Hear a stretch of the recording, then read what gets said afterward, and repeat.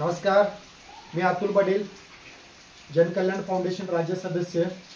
आजच्या रविवार 27 जुलै 2025 च्या लोकमतमध्ये एक बातमी होती की लाडक्या भावाने 21,44,44 लाख रुपये थेट बँकेत खात्यामध्ये जमा झालेले आहेत आणि त्यावर महसूल मंत्री माननीय चंद्रशेखर बावनकुळे साहेब म्हणतात की संबंधितांच्या पुरुषांवर गुन्हा दाखल झाला पाहिजे। साहेब, आपलं मत बरोबर आहे, संबंधितांवर तात्काळ गुन्हा दाखल झाला पाहिजे, ह्या मताशी आम्ही पण सहमत आहे। पण कोल्हापूर जिल्ह्यामध्ये जिल्हा परिषद या ठिकाणी संबंधित ठेकेदारांनी खोटी कागदपत्र दाखल करून 40 ते 50 लाख रुपयाचा ठेका घेतला। त्याच्यानंतर ग्रामपंचायत ग्रामसेवक यांनी आपली दैनंदिनी सादर न करता गेली कित्येक वर्ष झालं पगार घेत आहेत, त्याबाबत सुद्धा हे आपण एव्हिडन्स तुम्हाला आपण दाखवतो। या ठिकाणी त्यांची वसुली सुद्धा अद्याप झालेली नाही, तर यांनी शासनाची फसवणूक केलेली आहे। हे सर्व पुरावे माननीय मुख्य कार्यकारी अधिकारी जिल्हा परिषद कोल्हापूर यांना पुरावे दिले। त्याच्यानंतर 15 जून 2025 आणि 17 जून 2025 या 2 दिवसाच्या ठिकाणी कार्यालयाच्या बाहेर भीक मागू आंदोलन केलं, तरी सुद्धा मुख्य कार्यकारी अधिकारी जिल्हा परिषद कोल्हापूर यांनी दखल घेतली नाही। आज या भ्रष्टाचारावर संबंधितांच्यावर कारवाई करण्यासाठी जनकल्याण फाउंडेशनच्या माध्यमातून 15 ऑगस्टला 7 ते 8 10 लोकांनी आत्मदहनाचा इशारा दिलेला आहे। हा इशारा देऊन कमीत कमी 1.5 ते 2 महिने होत आले, परंतु मुख्य कार्यकारी अधिकारी जिल्हा परिषद सीओ यांनी याबाबत कुठल्याही प्रकारची दखल घेतली नाही।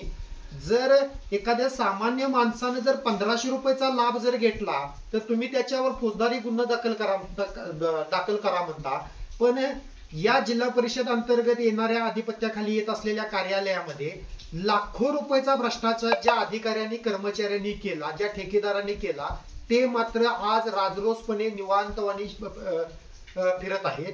मग त्यांच्यावर गुन्हा कधी दाखल करणार का? या ठेकेदारांच्याकडून संबंधित कार्यालयाकडून कदाचित अपवादात्मक आपल्याला यांच्या माध्यमातून काही आर्थिक व्यवहार होत असतो। आज लाखो रुपयाचा भ्रष्टाचार या अधिकाऱ्यांनी केलेला आहे, लाखो रुपयाचा भ्रष्टाचार या कर्मचाऱ्यांनी केलेला आहे। याबाबत आपण कुठलंही भाष्य करण्यास तयार नाही। याबाबत जिल्हा परिषदचे मुख्य कार्यकारी अधिकारी यावर बोलण्याबाबत तयार नाहीत, सामान्य प्रशासन विभागचे कर्मचारी बोलण्यास तयार नाहीत, ग्रामपंचायत विभागचे कर्मचारी बोलण्यास तयार नाहीत, शिक्षण विभागचे कर्मचारी बोलण्यास तयार नाहीत। मग याबाबत आपण कधी बोलणार? आज शासनाला आम्ही मेलच्या माध्यमातून, आपले सरकार पोर्टलच्या माध्यमातून कित्येक तक्रार दाखल केल्या, पण याबाबत कुठल्याही अधिकाऱ्यांना अजून त्याबाबत दखल घेतली नाही। मग आपण संबंधितांना 1500 रुपये फक्त शासनाचे घेतले म्हणून तुम्ही गुन्हा कसा काय दाखल करा म्हणता? आणि का त्या संबंधितांवर गुन्हा का दाखल करता? लाखो रुपये जर समजा भ्रष्टाचार करून जर ते राजरोसपणे फिरत असतील किंवा त्यांच्यावर कुठल्याही प्रकारची कारवाई होत नसेल, तर मग 1500 रुपये, 1.5 दमडीचे 1500 रुपये तुम्ही त्या लाभार्थ्याने लाभ घेतला म्हणून त्याच्यावर तुम्ही कशाच्या आधारे का तुम्ही त्याच्यावर गुन्हा दाखल करता, म्हणून का तुम्ही स्टेटमेंट देता?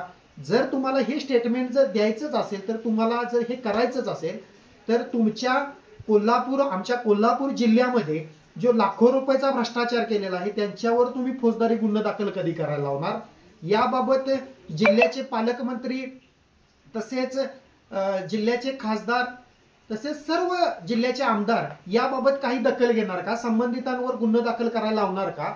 हा विषय महत्वाचा आहे आणि याबाबत आपण या व्हिडिओच्या माध्यमातून आपणास मी सूचित करतो की आपण यावर काय दखल घेणार। आज एवढे पुरावे गोळा करून देऊन सुद्धा जर मुख्य कार्यकारी अधिकारी जर समजा दखल घेत नसतील, तर मग काय करायचं? सामान्य माणूस एवढा भ्रष्टाचार उघड करून सुद्धा जिल्हा परिषदचे अधिकारी कुठल्याही प्रकारची दखल घेत नाहीत। तरी माननीय महसूल मंत्री आमदार चंद्रकुळे बावनसाहेबांना मी विनंती करतो, ज्या पद्धतीने आपण संबंधितांना 1500 रुपये लाभ घेतला म्हणून गुन्हा दाखल करायला निघाला, त्याच पद्धतीनं कोल्हापूर जिल्हा परिषद या ठिकाणी लाखो 40-50 लाख रुपयाची टेंडर घेतलेली आहेत। दैनंदिनी सादर न करता जे भत्त यांनी उचललेले आहेत, हा लाखो रुपयाचा भ्रष्टाचार आहे। यांच्यावर सुद्धा तुम्ही गुन्हा दाखल करणार का? हा महत्त्वाचा प्रश्न मी आपणास उपस्थित करत आहे। धन्यवाद।